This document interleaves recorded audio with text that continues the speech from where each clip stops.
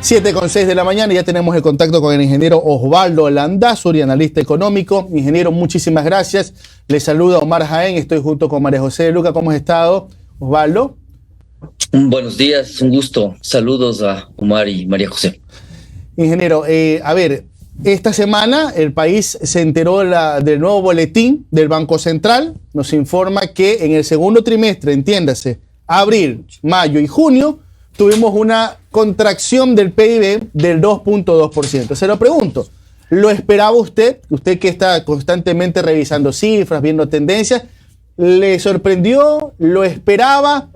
¿Nos salvamos de que sea peor? ¿O cuál fue el agravante de este tema? Bueno, yo lo esperaba, pero quizás no tan negativo. Yo había sido de los que anunciaba que muy probablemente ese dato del primer trimestre del 1,2% se iba a acabar en el segundo trimestre. Entonces, quizás así de negativo no lo hubiera esperado un 1,5, 1,6, pero este 2,2% da clara cuenta de que este ajuste al que nos han sometido los últimos 3 gobiernos, incluyendo a Noboa, pues probablemente está muy mal ejecutado, y es por eso que usted está combinando el retirar liquidez de la economía, y al no regresarla, pues el resultado es fundamentalmente cae en el consumo de los hogares en 2%, y esto, ojo, Omar, se venía viendo ya desde hace varios periodos. Es por eso que a mí me parecía irrelevante el llamarle recesión o el llamarle estancamiento. Yo le llamé recesión ya desde hace algún tiempo.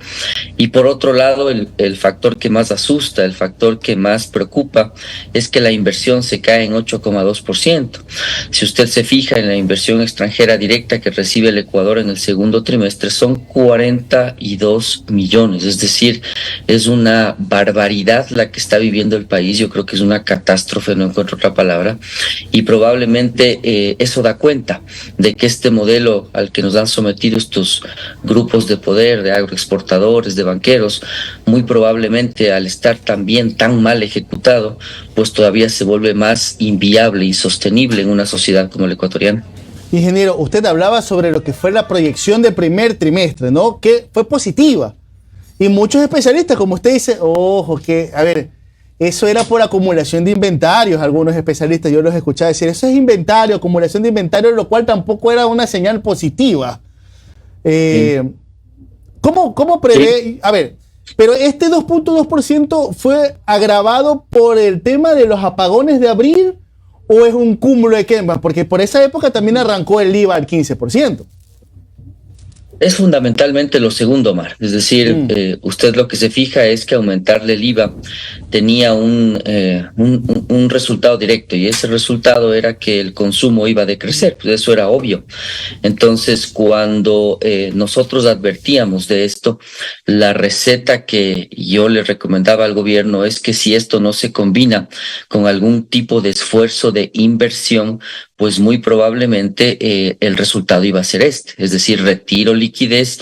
Ahora todavía es más maquiavélica, diría yo, la situación, cuando usted retira liquidez y manda a Colombia, manda a Turquía para comprar electricidad. Eso todavía le complica mucho más a la liquidez, al efectivo aquí en el Ecuador.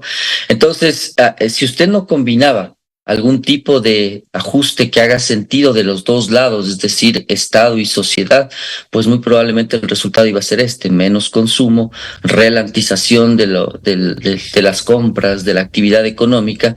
Y claro, lo que también se ve es que como la mayoría de los medios están comprados, con excepciones obviamente, pues era difícil el lograr que la sociedad replique este tipo de comentarios porque le resulta incómodo al poder, ¿no?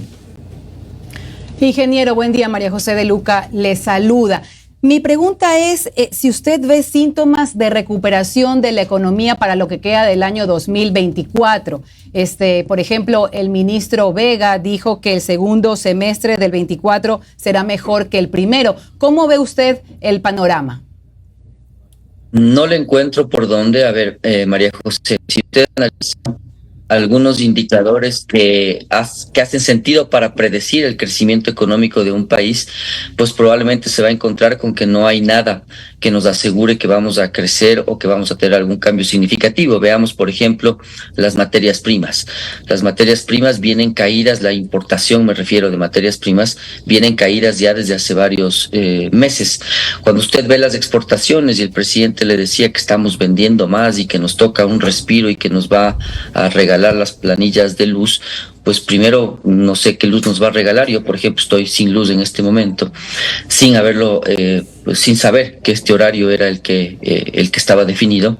Cierro el paréntesis, las materias primas no se están importando y ya eso significa que en los próximos 4 meses, que son lo que los productores necesitamos para producir, probablemente usted no tenga cambios significativos. Y la inversión, si usted tiene la inversión caída a 8%, pues la respuesta a su pregunta es: no encuentro ningún indicador que nos muestre que la actividad económica vaya a cambiar en términos significativos. Faltaría el consumo, pero en el consumo entiendo que el ministro está viajando a China, lo cual me parece una decisión completamente equivocada, para tratar de inyectar liquidez. Si es que algo de eso no sucede, pues bien difícil que cambie el panorama en 3 meses. Peor todavía cuando usted está a oscuras, cuando le matan en la esquina, cuando no encuentra empleo. No me parece que ningún indicador apunta como para que sea distinto a lo que vamos a vivir en los próximos meses.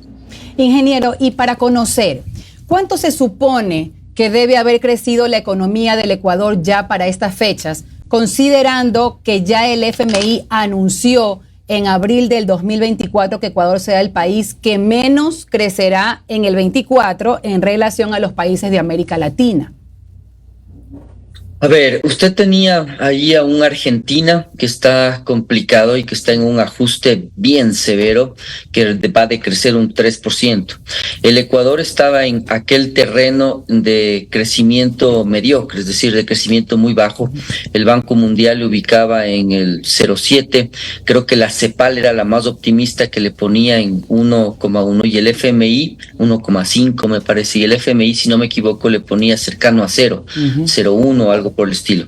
Entonces, ahora, este indicador de menos 2,2 realmente creo que toma por sorpresa la dimensión del decrecimiento, y muy probablemente va a ser interesante porque el único que advirtió que íbamos a decrecer fue el Banco de América. El Banco de América en Estados Unidos pronosticó una caída del Producto Interno Bruto ecuatoriano de 1,6%. Entonces, dependiendo de cómo pasan estos otros meses que no tenemos luz, insisto, pues muy probablemente ya esté usted en un 0 o en un terreno negativo.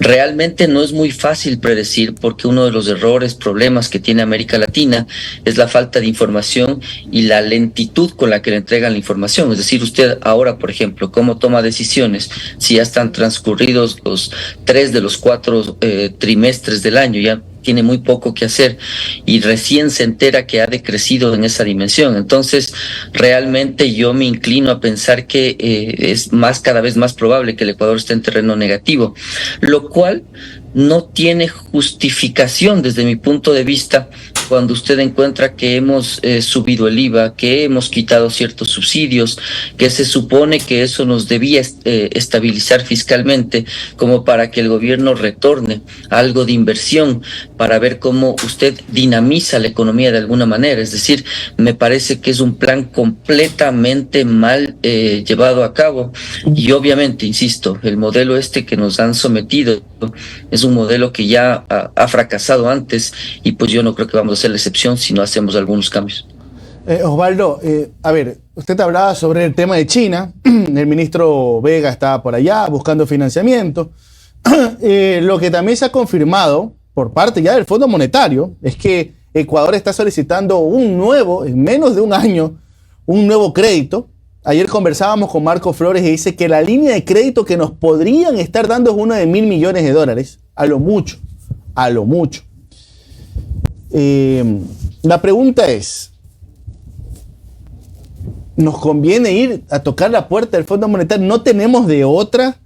¿Y qué tipo de exigencia nos demandará el fondo para prestar $2.000 millones más? Tienen esos fondos de resiliencia que están bien de acuerdo a sus cuotas y por lo tanto son líneas que podrían estar disponibles. Yo entiendo que el Ecuador ya utilizó esa línea a principios de año, pero en realidad $1.000 millones, otra vez, como el otro lado de la ecuación sigue sin ajustarse, pues le sirve para un mes de sueldos, Omar.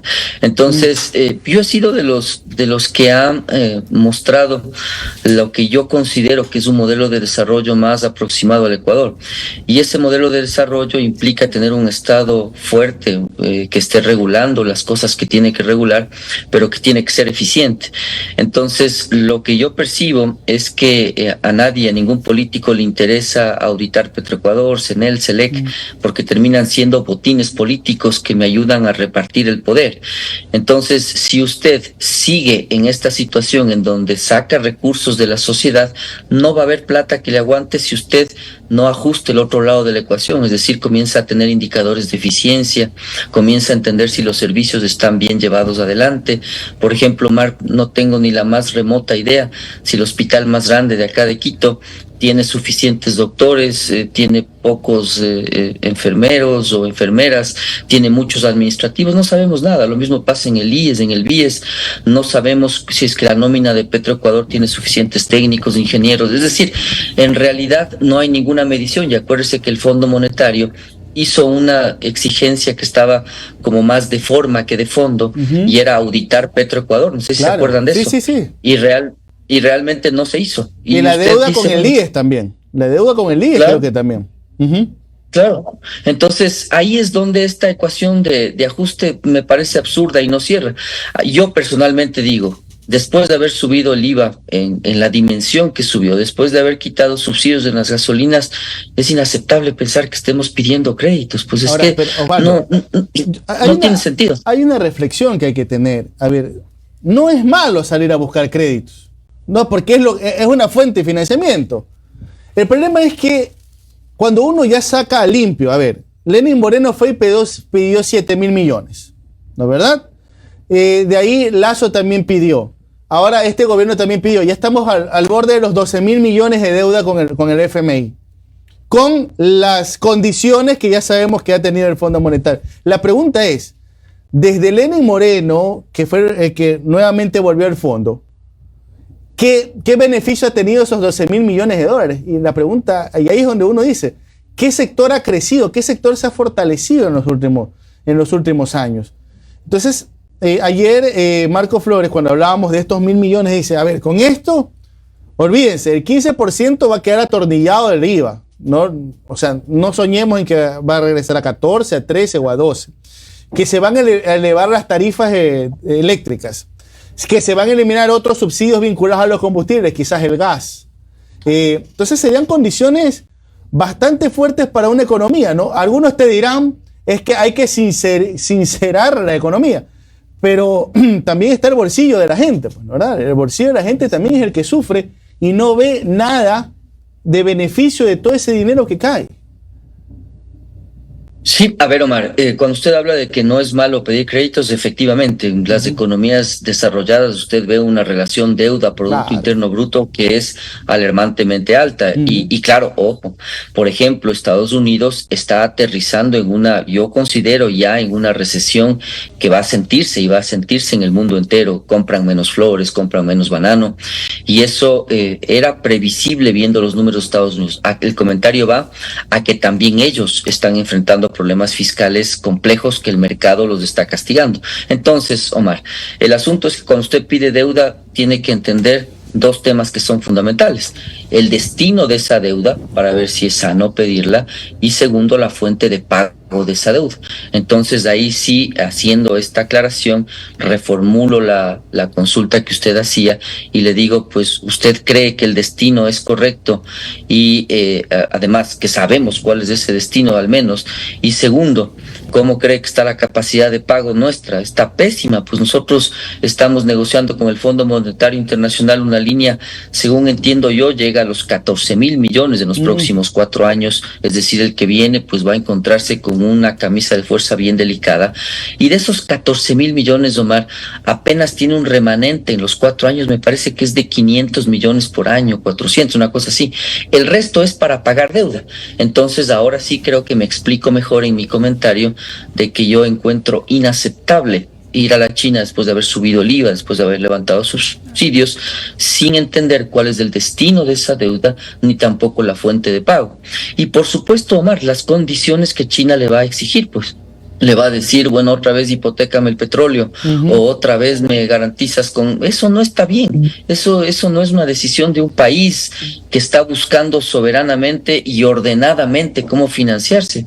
Es decir, el Ecuador debería ser sujeto de crédito a nivel internacional de una manera soberana y directa. Yo discrepo con Marco, he debatido con él en algunas cosas, pero en otras hemos coincidido. Una de aquellas es entender que si un país no es atractivo, si un país no está ordenado, pues lamentablemente el Fondo Monetario se vuelve la última tabla de salvación, y realmente el fondo no le está pidiendo cosas absurdas, ¿no? El fondo le dice, a ver, audita Petroecuador, por ejemplo, ¿qué encuentra usted de absurdo en ese pedido? Pero nadie lo hace. Y claro, nadie lo hace porque no le interesa a ningún político esto, o la propuesta que yo he hecho de canjear gasto corriente por inversión. Yo dije, por ejemplo, que estos 300 millones que se recaudaban por subir la gasolina tenían que haber ido a inversión y tenían que haber sido auditados por la sociedad. Una escuela, un hospital, un dispensario médico, o sea, una pequeña carretera en alguna comunidad. Esa misma plata para recuperar el sector petrolero que está en soleta. Estamos a punto de convertirnos en un ex país petrolero, María José. Así es. Ingeniero, usted ya habló del consumo y yo quiero consultarle por otro elemento más, porque justamente el gerente del Banco Central, Guillermo Avellán, señaló que se darían algunos elementos para la recuperación, como más inversión pública, aumento de crédito y depósitos. Yo quiero consultarle cómo ve usted entonces el crédito bancario. Habló justamente del crédito externo. ¿El bancario cómo lo ve? A ver, hay una variable que sí estuvo afectando al Ecuador y hay que ser objetivos en el análisis, y que también contribuyó a este resultado negativo, y esas eran las tasas de interés. Ustedes recordarán que la Reserva Federal recién se reúne en septiembre. Para nuestros radioescuchas y televidentes, la Reserva Federal es del Banco Central norteamericano, estadounidense. Se reúne recién en septiembre y hacen una disminución de tasa que me pareció muy agresiva, 50 puntos base, 0,5%.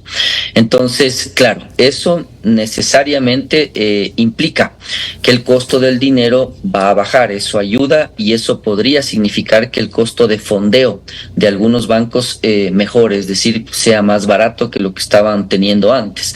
Ahora, María José, yo creo que el dinamismo de la economía por el lado del crédito vendría sobre todo si es que el crédito financia inversión, pero la inversión está caída, es decir, nadie está invirtiendo un centavo, ni el sector público ni el sector privado.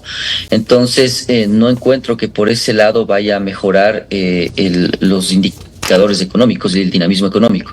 Lo que encuentro es el lado del consumo, y cuando usted ve el consumo, pues esta receta inexorablemente le ha llevado a lo siguiente: los puertos están colapsados con productos chinos que vienen de plataformas como Temu, como Alibaba, que además tienen subsidios y que son muy baratos.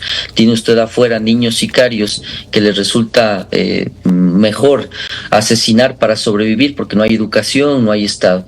Entonces, en esa línea, pues claro, usted cómo construye una sociedad viable, no hay manera. Entonces, el consumo, que es la otra variable que el presidente, bueno, aquí es gerente del Banco Central, anuncia, depende de la liquidez y depende del empleo. Si no hay inversión, no hay empleo. La liquidez, yo le veo complicado que mejore en estos últimos meses.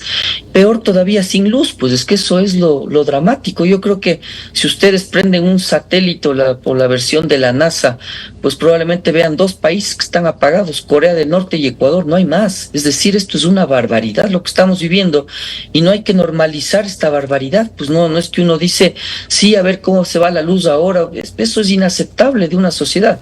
Entonces, ¿cómo usted espera mejorar si está apagado? Usted, por ejemplo, a la ciudad, yo no sé cómo esté Guayaquil, pero a la ciudad de Quito, a cierta hora ya, a las 10 de la noche, 10:30, es una ciudad que está muerta, es fantasma. Entonces, así el consumo no se dinamiza. Es por eso que yo insisto que tratemos de no normalizar lo que es realmente una aberración y entendamos que si esto no se arregla, pues no hay sentido para anunciar que algo vaya a cambiar en los últimos meses. Yo encuentro que más bien van a ser meses bien complicados y se los está viendo ya en las ventas, en los cobros, en las cadenas de pago. Es decir, están rotas y en muchos casos están rotas porque el gobierno no paga. Entonces, en esa línea, pues María José, no me parece que vaya a haber ningún indicador que anuncie que esto vaya a tener un viso de giro en algún sentido, excepto el de seguir complicados. Perfecto, Osvaldo Landázuri. Muchísimas gracias por estar con nosotros, ingeniero. Tenga un excelente fin de semana. Un abrazo. A ustedes, gracias por la invitación. Un saludo.